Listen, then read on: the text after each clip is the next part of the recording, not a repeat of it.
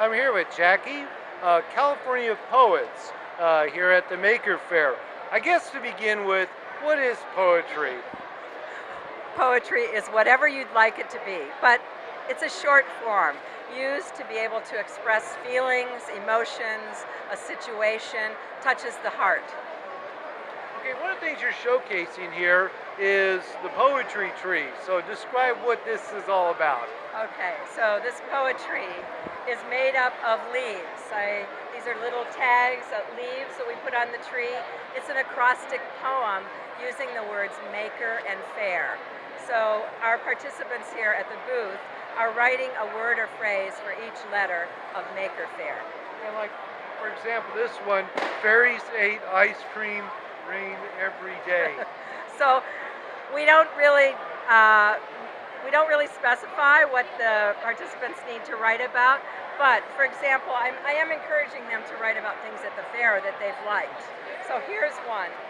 Marvelous, amazing, cool, excellent, radiant, fabulous, awesome, imagination, really fun, exciting.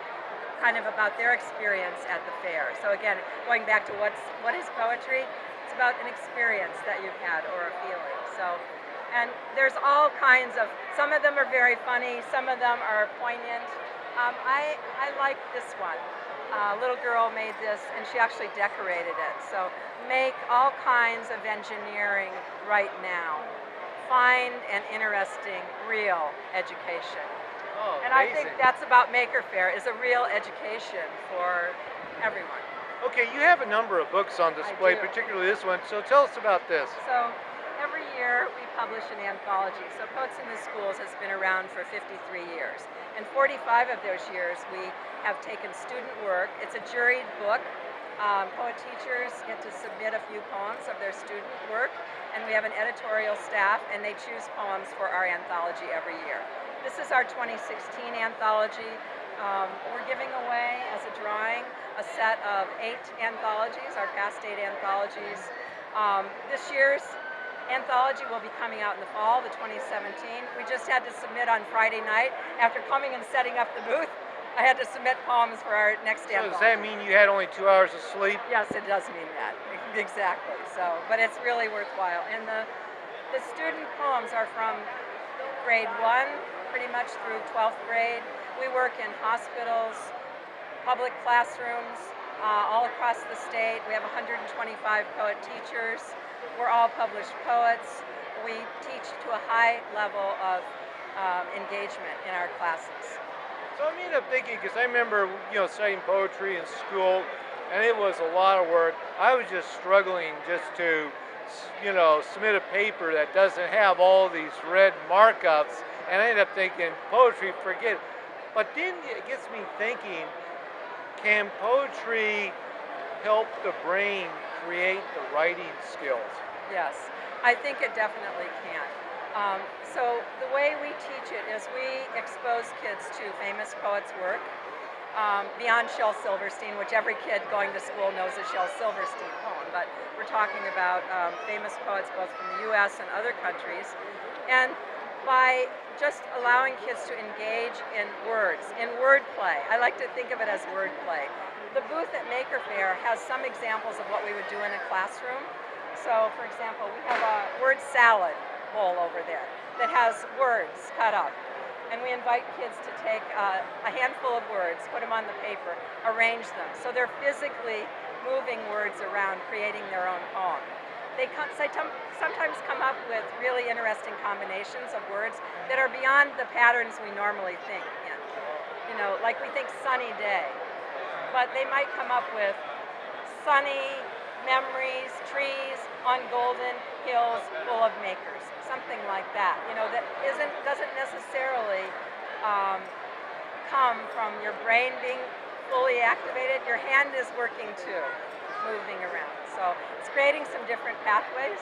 I end up thinking that, because at times rather than trying to get it grammatically correct, maybe they'd not make it there, but at least they're exercising that part of the brain of a sound and a word and the meaning and how it all connects. Right.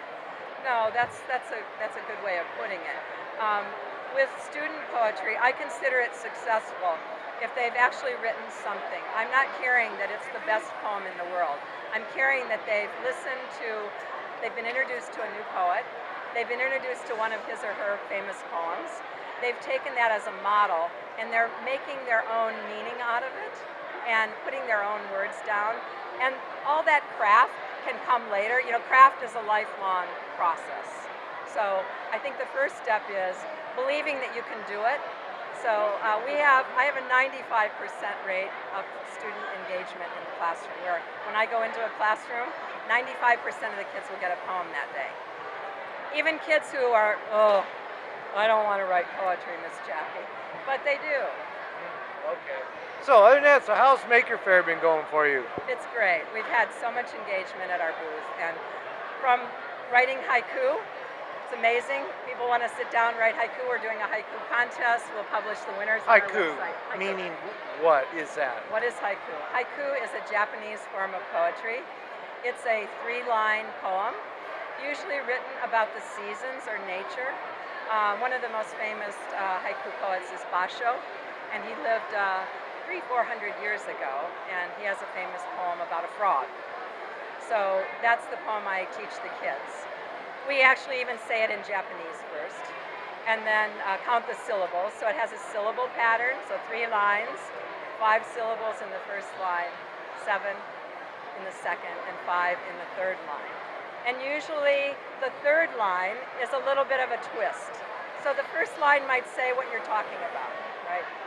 Summer day, hot, sticky, sweaty. I'm thinking about the tent. But I still love it. Might be the third line, because you know I'm setting up the poem to say, like, okay, summer, I don't really like it, but now I give a twist. Oh, wait a minute, even despite the hot, the sweaty, this, I like it. So it's a great form. It takes years to master it, but you can write a haiku easily. To get it to say exactly what you want it to say and have that poignant moment about emotions about something, it takes a little practice. Okay, so then your website is californiapoets.org. Yes, it is. And you can go there and read about us. We have poet profiles on there. We have some student work on there. Our board of directors. Anyway, William Stafford was a famous U.S. poet. He was asked in an interview, when did you become a poet? And his response was, when did you stop becoming a poet? Because his belief was that we're all poets, and I believe that too. So that's what we try to encourage here at our booth.